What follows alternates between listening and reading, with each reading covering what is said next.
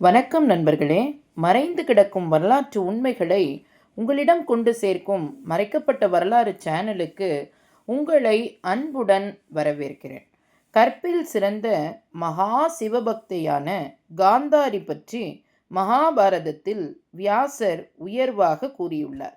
திருதராஷ்டிரனுடன் அவளுக்கு திருமணம் நிச்சயிக்கப்பட்டதுமே ஒரு கருப்பு துணியை எடுத்து தன் கண்களை கட்டிக்கொண்டவள் அவள். கிருஷ்ணரின் முடிவும் யாதவ குல அழிவும். மகாபாரதத்தின் 18ஆம் நாள் போரில் துரியோதனன் தொடைகள் உடைக்கப்பட்டு போர்க்களத்தில் விழுந்து விட்டான். அவன் தலையை பீமன் காலால் எட்டி உதைத்து கடுமையாக நிந்தித்தான். அப்பொழுது பீமனை கண்டித்த கிருஷ்ணர், யுத்தத்தில் எதிரியை வீழ்த்தலாம், ஆனால் விழுந்துவிட்ட எதிரியை அவமானப்படுத்தக்கூடாது என்றார். துரியோதனனின் தவறுகளை குறிப்பிட்டு அதன் விளைவாகவே அவனுக்கு இந்த கதி ஏற்பட்டது என்றார். அப்பொழுது சிரமப்பட்டு தன் உடலை தூக்கிய துரியோதனன் கிருஷ்ணரின் சூழ்ச்சிகளை விவரித்தான். பீஷ்மரையாவது, துரோணரையாவது, கர்ணனையாவது, பூரி சிரவசையாவது நீங்கள் நேர்மையாக கொள்ளவில்லை. நேர்மையாக யுத்தம் செய்திருந்தால் நீங்கள் தோற்கடிக்கப்பட்டிருப்பீர்கள். என் தலையில் பீமன் கால் வைத்தது பற்றி நான் கவலைப்படவில்லை. இன்னும் சற்று நேரத்தில் காக்கைகளும் கழுகுகளும் கூட என் தலை மீது தமது கால்களை வைக்கப் போகின்றன என்றான். துரியோதனன் இவ்வாறு பேசியபொழுது வானத்திலிருந்து அவன் மீது மலர் மாறி பொழிந்தது என்கிறார் வியாசர். இதை கண்டு பாண்டவர்கள் வெட்கப்பட்டனர். கிருஷ்ணனும் துரியோதனன் கூறியது உண்மை, சூழ்ச்சிகள் இன்றி உங்களால் அவனை வென்றிருக்க முடியாது என்றார். பின்னர் பாண்டவர்கள் ரதத்தில் ஏறி தங்களது கூடாரங்களுக்கு திரும்பினர். அர்ஜுனனின் ரதம் கூடாரத்தை அணுகியது. கிருஷ்ணர் அர்ஜுனனிடம் இறங்கு என்றார். எப்பொழுதுமே ரதத்தில் இருந்து சாரதிதான் முதலில் இறங்க வேண்டும். அதனால் அர்ஜுனன், நீங்கள் அல்லவா முதலில் இறங்க வேண்டும் என்றான். கண்டிப்பான குரலில் இறங்கு என்றார் கிருஷ்ணர். அர்ஜுனன் இறங்கிய பின்பு கிருஷ்ணர் கீழே குதித்தார். மறுகணம் ரதம் குபீரென்று தீப்பற்றி எரிந்து சாம்பலானது. மலைத்து போன பாண்டவர்களிடம் கிருஷ்ணர், துரோணர், கர்ணர் ஆகியோரின் அஸ்திரங்கள் வீரியத்தால் இந்த தேரினுள் எப்பொழுதோ தீ புகுந்து விட்டது. நான் இந்த தேரில் அமர்ந்திருந்தால் இதுவரை தேர் எரியவில்லை. யுத்தம் முடிந்து என் பணி பூர்த்தியாகிவிட்டது என்ற நிறைவு என் மனதில் ஏற்பட்டு விட்டதால் நான் இறங்கியதும் அந்த தீ தேரில் பரவியது. அதனால்தான் அர்ஜுனனை முதலில் இறங்கும்படி கூறினேன். இவ்வாறு கூறிய கிருஷ்ணரை போற்றி துதித்தான் தருமபுத்திரன். அப்பொழுதுதான் அசுவத்தாமனின் மனதில் கொடும் சீற்று புயல் உருவாகி கொண்டிருப்பதை கிருஷ்ணரின் ஆழ்மனம் உணர்ந்தது. ஏதோ பெரும் தீங்கு விளையப் போவதை உணர்ந்த அவர் பாண்டவர்களை அன்றிரவு கூடாரத்தில் தங்க வேண்டாம் என்று கூறி வெகுநேரம் அழைத்து சென்று ஓகவதி நதிக்கரையில் தங்க வைத்தார். அதன் மூலம் அஸ்வத்தாமனின் நள்ளிரவு தாக்குதலில் பாண்டவர்கள் தப்பினர். பின்னர் திருதராஷ்டிரன் அரண்மனையில் கிருஷ்ணர் திருதராஷ்டிரனுக்கு சமாதானம் கூறினார். துரியோதனனின் பேராசையே யுத்தத்தை தணித்தது என்றும் பாண்டவர்கள் கடைசி வரை சமாதானத்தை நாடியதையும் விளக்கினார். சமாதானமடைந்த திருதராஷ்டிரன் பாண்டவர்களை கட்டுத்தழுவி ஆசி கூறினான். பீமன் ஆசி பெற சென்றபொழுது செய்கையால் தடுத்த கிருஷ்ணர் அங்கிருந்த இரும்பு பிரதமையை திருதராஷ்டிரனின் அருகே வைத்தான். பொம்மையை பீமன் என்று எண்ணி தழுவ முற்பட்ட குருடனான திருதராஷ்டிரன் மனதில் ஒரு கணம், இவனல்லவா என் 100 பிள்ளைகளை கொன்றவன் என்ற எண்ணம் தோன்றவும் தன்னை அறியாது ஒரே இருக்காக அவனை இருக்கினான். மறுகணம் பிரதமை தூள் தூளாக உடைந்து சிதறியது. எதிரிகளை மோதி அழிக்காமல் அரவணைத்தே ஒழித்து காட்டுவதற்கு திருதராஷ்டிர ஆலிங்கனம் என்ற பெயர் இதனாலேயே ஏற்பட்டது. இவ்வாறு ஒவ்வொரு முறையும் கிருஷ்ணரின் சூட்சமத்திற்கு அப்பாற்பட்ட அந்த அந்தர்தாமாவால் பாண்டவர்கள் காக்கப்பட்டனர். கற்பில் சிறந்த மகா சிவபக்தையான காந்தாரி பற்றி மகாபாரதத்தில் வியாசர் உயர்வாக கூறியுள்ளார். திருதராஷ்டிரனுடன் அவளுக்கு திருமணம் நிச்சயிக்கப்பட்டதுமே ஒரு கருப்பு துணியை எடுத்து தன் கண்களை கட்டிக்கொண்டவள் அவள். தன் கணவன் பிறவி குருடன் என்பதால் அவனால் காண முடியாத உலகத்தை தானும் காண விரும்பாமல் கண்களை மூடிக்கொண்டாள். தனது கணவன் எப்படி இருப்பான் என்பதையோ தன் குழந்தைகள் எப்படி இருப்பார்கள் என்பதையோ அவள் கண்டதே இல்லை. சதா சர்வ காலமும் சிவனின் திருவடிகளில் மனமொன்றி மகத்தான சிவபக்தியாக விளங்கியவள். அவள் பிறந்த தேசம் என்பதாலேயே அந்த நாடு காந்தார நாடு என்றே பெயர் சூட்டினர். இப்பொழுது அந்த பகுதி ஆப்கானிஸ்தான் என்று பெயர் பெற்று விளங்குகிறது. எனினும் அந்த நகரம் மட்டும் இப்பொழுதும் காந்தார் காந்தார் என்றும் காண்டா கார் என்றும் அழைக்கப்படுகிறது. மாபெரும் குருட்சேத்திர போரில் தனது பிள்ளைகள் ஒவ்வொருவராக பீமனால் கொல்லப்பட்டதால் ஆற்ற முடியாத துயரடைந்தாள் காந்தாரி. கடைசியில் 98 மகன்களும் கொல்லப்பட்டு 2 பேர்தான் மிஞ்சினார்கள். 17ஆம் நாள் போரில் துச்சாதனன் கோரமாக பீமனால் கொல்லப்பட்டான். அவன் கைகளில் ஒன்றை பீத்து எறிந்து வீசிய பீமன் தனது கைகளாலேயே அவனது மார்பை கிழித்து இரத்தத்தை அள்ளி முகத்தில் பூசிக்கொண்டு நாட்டியமாடினான். கடைசியாக துரியோதனன் மட்டும் மிச்சமிருந்த நிலையில் அவனை வரவழைத்த காந்தாரி அவனிடம் கூறினாள், மகனே, பிறந்தது முதல் நீ எப்படி இருப்பாய் என்று நான் பார்த்ததே இல்லை. போய் நதியில் நீராடிவிட்டு பிறந்த மேனியாக என் முன்னே வந்து நில். உடனே நதியில் நீராடிவிட்டு ஆடையின்றி அந்த இரவில் துரியோதனன் சென்றபொழுது அங்கு வந்த கிருஷ்ணர் துரியோதனா என்று அழைத்தார். தனது நிர்வாண நிலையால் கூச்சமடைந்த துரியோதனன் சற்றென்று அங்கிருந்து ஒரு வாழை மரத்தின் இலையை பறித்து வாழை இலையை துண்டு போல் இடுப்பருகே சுருகி கொண்டான். இந்த இரவில் எங்கே செல்கிறாய் என்று கேட்ட கிருஷ்ணரிடம், என் தாய் அழைத்தார் என்று கூறிவிட்டு நிற்காமல் விரைந்தான்.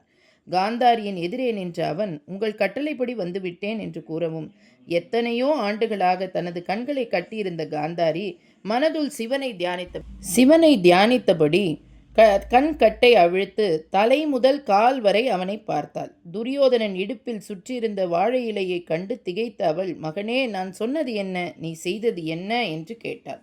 முழுதும் ஆடையின்றி இருக்க கூச்சமாய் இருந்தது என்ற துரியோதனன், வேண்டுமானால் இதை எடுத்து விடுகிறேன் என்றான். மகனே, நான் முனிவரோ மந்திரவாதியோ அல்ல. என் இத்தனை ஆண்டுகால சிவபக்தியின் பெலனை ஒன்று திரட்டி ஒரு வினாடி உன் மீது செலுத்தினேன். உன் உடலில் என் பார்வைப்பட்ட இடம் வஜ்ரம் போல் ஆகிவிடும். படாத பகுதிகள் சாதாரணமாக இருக்கும். உன் உடலில் உனது தொடை தவிர எல்லாமே வைரம் பாய்ந்து விட்டது என்றாள் காந்தாரி வருந்திய குரலில். அதனால் என்ன தாயே, அதுபோதும். கதாயுத போரில் நாபிக்கு கீழே அடிப்பது தர்ம விரோதமானது. அதனால் கவலை இல்லை என்றான் துரியோதனன். மறுநாள் போரில் துரியோதனனிடம் சிக்கிக்கொண்ட பீமன் தடுமாறினான். பீமனது அடிகள் எதுவுமே துரியோதனனை அசைக்கவில்லை. ஆனால் மேன்மேலும் புது பலத்துடன் துரியோதனன் சுழன்று தாக்கினான். அவனது அடிகள் பீமனை பெரிதும் அயர வைத்தன. அப்பொழுது பீமனின் பார்வையில் படும்படி எதிர்புறம் வந்து நின்றார் கிருஷ்ணர். பலே பீமா பலே என்று தொடையில் தட்டி உற்சாகப்படுத்துவது போல் நடு விரலால் தொடையில் குத்திக்காட்டி சமிக்கை கொடுத்தார். அதை புரிந்து கொண்ட பீமன் துரியோதனனின் தலையில் அடிப்பது போல் கதாயுதத்தை உயர்த்தி சற்றென்று திசை மாற்றி தொடை மீது அடித்தான். இப்படி பாரத போரின் பல கட்டங்களிலும் கிருஷ்ணரின் சூட்சமம்தான் பாண்டவர்களின் உறுதுணையாக நின்று அவர்கள் கரையேற உதவியது. பாண்டவர்கள் திருதராஷ்டிரனிடம் ஆசி பெற்ற பின் காந்தாரியை வணங்கினர். கண்களை கட்டிய நிலையிலும் துணியின் ஓரம் வழியே தருமனின் கால் விரல்கள் அவளது பார்வையின் கடை கோடியில் பட்டன. மறு கணமே அனல் பட்டது போல் அவை தீந்து கருத்து விகாரமாகிவிட்டன. காந்தாரியின் கோபம் தங்களை பொசுக்கிவிடும் என்பதை உணர்ந்த பாண்டவர்கள் நடுங்கினர். ஆயினும் பெருந்தன்மையான அவள் அவர்களை பொருட்படுத்தவில்லை. சஞ்சயனுக்கு தெய்வீக பார்வை அளித்தது போல் வியாசர் காந்தாரிக்கும் தெய்வீக பார்வை அளித்தார். அதன் மூலம் போர்க்களத்தின் கொடிய காட்சிகளை கண்டு மனம் நொந்த காந்தாரி தாள முடியாத சோகத்துடன் கிருஷ்ணரை குற்றம் சாட்டினாள். அந்த புறத்தை விட்டு வெளியே வந்து அறியாத பெண்கள் கூட்டம் இந்த ரணகளத்தின் கோரங்களின் மத்தியில் தங்கள் உறவினர்களின் உடலை தேடுவதை பார்.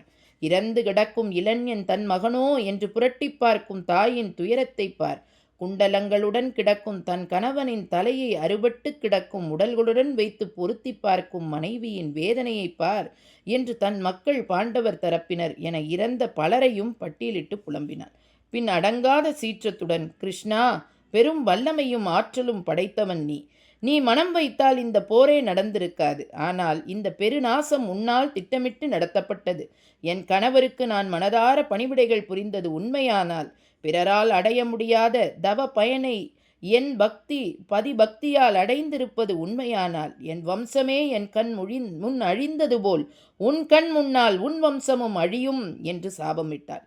காந்தாரியின் கோபத்தையும் சாபத்தையும் கண்ட கிருஷ்ணர் புன் சிரிப்புடன், சத்திரிய பெண்மணியே, நீ கூறியது போல் நிகழ்ச்சிகள் நடக்கத்தான் போகின்றன.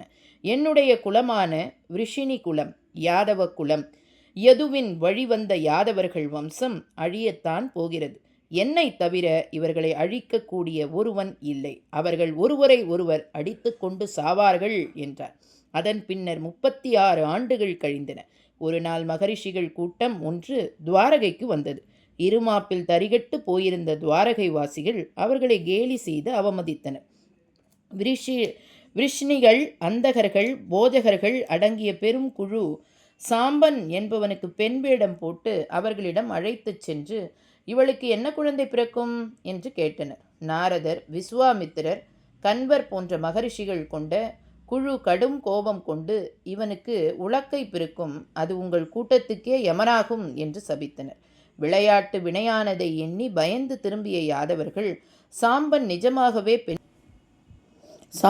நிஜமாகவே பெண்ணாகி இருப்பதை பார்த்த அவர்கள் கர்ப்பமாகி இருப்பதையும் கண்டு அதிர்ந்தனர். உரிய காலத்தில் சாம்பனுக்கு பிரசவ வலி எடுத்து முனிவர்கள் சொன்னபடி ஒரு உலக்கையும் பிறந்தது. அதனை துண்டு துண்டாக்கி நெருப்பில் இட்டு எரித்த அந்த சாம்பலை கொண்டு போய் கடற்கரையில் தூவிவிட்டு வந்தனர். ஒரு மழை பெய்ததும் அங்கு நாணற் புற்கள் முளைத்தன.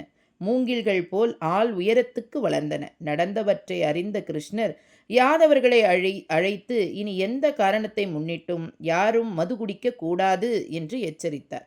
சட்ட திட்டங்களும் நெறிமுறைகளுக்கும் உட்பட்டு வாழும்படி அறிவுறுத்தினார். யாதவர்களும் அவரது அறிவுரையை சிரமேற்கொண்டு சிறிது காலம் அமைதியாய் இருந்தனர். இந்நிலையில் பல துர்நிமித்தங்கள் தோன்ற ஆரம்பித்தன. வீதிகளில் உடைந்த மண்பாண்டங்கள் சிதறி கிடக்க எலிகள் அங்கும் இங்கும் ஓடிக்கொண்டிருந்தன. தூங்கும் நகரவாசிகளின் கூந்தல் நகங்களை எலிகள் கடித்து தின்றன. பறவைகளின் குரல் கோட்டா நலறல் போய் கேட்டது. ஆடுகள் நரி போல் உலையிட்டன. உணவில் புழுக்கள் நெளிந்தன. உதய அஸ்தமன காலங்களில் சூரியனை சுற்றி சரீரங்கள் போன்ற தோற்றம் தென்பட்டன. அமாவாசை 13ஆம் நாளன்றே வந்தது.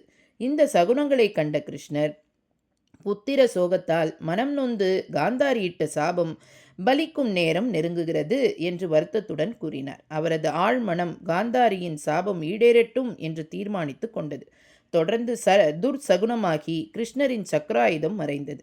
மன அமைதி வேண்டிய அனைவரும் தீர்த்த யாத்திரை செல்ல முடிவு செய்தனர். காலத்தின் தூண்டுதலால் யாதவர்களும் அந்த இனத்தாரும் தீராத யாத்திரையை உல்லாச யாத்திரையாக எண்ணி குடம் குடமாக மது மாமிச வகைகளை கட்டி எடுத்து கொண்டனர். அனைவரும் துவாரகையிலிருந்து புறப்பட்டு பிரபாச தீர்த்தம் என்ற இடத்தை அடைந்தனர். அங்கு ஆடல் பாடல் என தடபுடலாக கேளிக்கைகள் நடைபெற்றன. பின்னர் அனைவரும் மதுபானம் செய்ய ஆரம்பித்தனர். பலர் கிருஷ்ணர் எதிரிலேயே மிடாவாக ஊற்றி குடித்தனர். கொஞ்ச நேரத்தில் மதுவின் வேகம் தனது வேலையை ஆரம்பித்தது. ஒருவரை ஒருவர் கேலி செய்து பரிகசிக்க ஆரம்பித்தனர். கிருஷ்ணரின் உறவுகளில் சாத்தியகி அர்ஜுனன் பக்கம் நின்றவன். கிருதவர்மா துரியோதனன் பக்கம் இருந்தவன். கேலி பேச்சும் வெடிப்புச் சிரிப்பும் அதிகரித்து பேச்சு குருட்சேத்திர யுத்தம் பற்றி திரும்பியது. ஓய் கிருதவர்மரே, போயும் இரவில் தூங்குபவர்களை எவனாவது கொள்வானா? உம்மால் நமது குலத்துக்கே பெரும் இழக்கு ஏற்பட்டு விட்டது என்றான் சாத்தியகி பரிகாசமாக. நீ மட்டும் என்ன, ஆயுதங்களை தரையில் பரப்பி பிரயோக பாவேச நிலையில் தியானத்தில் அமர்ந்திருந்த பூரி சிறை வைசை கத்தியால் வெட்டினாயே, அது நியாயமா? நீ ஒரு சத்திரியனா என்று ஏசினான். கிருஷ்ணரின் மகன் பிரத்யுமனும் சாத்தியுடன் சேர்ந்து கிருதவர்மாவை திட்ட கிருதவர்மர் இருவரையும் கடும் சொற்களால் ஏசினான். சீறி எழுந்த சாத்தியகி உறங்குபவர்களை கொன்றவன் இதோ அதன் பலனை அடைந்தான் என்று தன் வாளை உருவி ஒரே வீச்சில் கிருதவர்மாவின் தலையை சீவினான். உடனே பலரும் சூழ்ந்து கொண்டு தாக்கியதில் சாத்தியகியும் கிருஷ்ணரின் மகன் பிரத்யுமனும் கொல்லப்பட்டனர். இதை கண்டு கோபமடைந்த கிருஷ்ணர் அருகிலிருந்த நாண புல்லை கற்றையாக பிடுங்கி அது உலக்கையாக மாறியது. அதன் மூலம் அவர் சுற்றி இருந்தவர்களை தாக்க ஆரம்பித்தார். உடனே அனைவரும் ஆளாளுக்கு புற்களை பிடுங்கி அவர்களின் கையில் அவை உலக்கைகளாக காட்சியளித்தன. இவற்றால் ஒருவரை ஒருவர் அடித்து கொண்டு கூட்டமாக செத்து விழுந்தனர். விருஷ்ணி குலம் எனப்பட்ட தனது இனமே, யாதவ குலமே அழிவதைக் கண்டு மனம் தளர்ந்த பலராமர் கடற்கரைக்கு சென்று ஒரு மரத்தடியில் அமர்ந்தார். கிருஷ்ணர் தன் தேரோட்டி தாருகனிடம் உடனே போய் இங்கு நிகழ்ந்த நாசத்தை சொல்லி அவனை வந்து துவாரகையில் உள்ள பெண்களை காத்து அழைத்து செல்ல சொல் என்றார். மற்றொருவனான பப்ரு என்பவனிடம், அர்ஜுனன் வரும் வரை போய் பெண்களுக்கு காவல் இரு. அனைவரும் அழிந்து விட்டதால் கல்வர்கள் நகரை சூறையாட வரக்கூடும் என்றார். உடனே கிளம்பிய பப்ரு சில அடிகள் சென்றதுமே மிருகங்களை பிடிக்க வைக்கப்பட்ட பொறியில் இருந்த உலக்கை அவன் தலையில் விழுந்து உயிரிழந்தான். இதை கண்ட கிருஷ்ணர் தாமே சென்று தன் தந்தை வசுதேவரிடம் யாதவகுல அழிவை எடுத்து கூற அர்ஜுனன் வரும் வரை பாதுகாப்பாக இருக்கச் சொன்னார். தாம் வனம் செல்லப் போவதாக கூறி விடை பெற்றார். கிருஷ்ணர் திரும்பி வந்தபொழுது பலராமர் ஒரு மரத்தடியில் சிஷ்டையில் கண்மூடி இருந்தார். அவரது முகத்திலிருந்து வெண்மையான ஒரு பெரிய நாகம் போன்ற வடிவம் புறப்பட்டு சென்று கடலில் மறைந்தது. பலராமர் ஆதிசேஷனின் அவதாரம் என்றும் வந்த நோக்கம் நிறைவேறிய பின் மீண்டும் கடலுக்கு திரும்பிய ஆதிசேஷனை கார்கோடகன், தட்சகன், வாசுகி முதலிய நாகங்கள் வரவேற்றதாகவும் மகாபாரதத்தில் கூறப்பட்டுள்ளது. பலராமரும் மறைந்த பின்னர் கிருஷ்ணர் தமது முடிவு நெருங்குவதை உணர்ந்தார். மரத்தடியில் அமர்ந்த அவரை தொலைவில் கண்ட வேடன் மான் என்று எண்ணி அம்பு எய்தான். அது கிருஷ்ணரின் உள்ளங்காலில் ஊடுருவி பாய்ந்தது. இரையை காண ஓடோடி வந்த வேடன், இவன் பெயர் ஜரன் என்று கூறப்பட்டுள்ளது, கிருஷ்ணரை கண்டு பதறினான். மனம் கலங்கி அவரது கால்களை பற்றி கொண்டு மன்னிப்பு வேண்டினான். நற்கதி அடையுமாறு அவனுக்கு அருளிய கிருஷ்ணர் மெல்ல கண்களை மூடினார். மகோன்யத்தை புகழ்பெற்ற கிருஷ்ணர் மறைந்தார். மேலுலகில் அவரை இந்திரன், அசுவத்வாம தேவர்கள், ஆதித்யர்கள், வசுக்கள், முனிவர்கள், சித்தர்கள், கந்தர்வர்கள், அப்சர கன்னிகள் என அனைவரும் துதித்து வரவேற்றனர். தேவர்கள் கொண்டாடினர், ரிஷிகள் பூஜித்தனர், கந்தவர்மர்கள் பாடினர். இந்திரன் கிருஷ்ணரை வணங்கி, பகவானே, உம்மை நமஸ்கரிக்கிறோம். கம்சன் முதலான அசுரர்களை அழித்தீர். பூமியின் பாரத்தை குறைத்து விட்டீர்கள். உம்மால் பூமி நிலைத்து நிறுத்தப்பட்டு விட்டது என்றான். நன்றிகள் பல.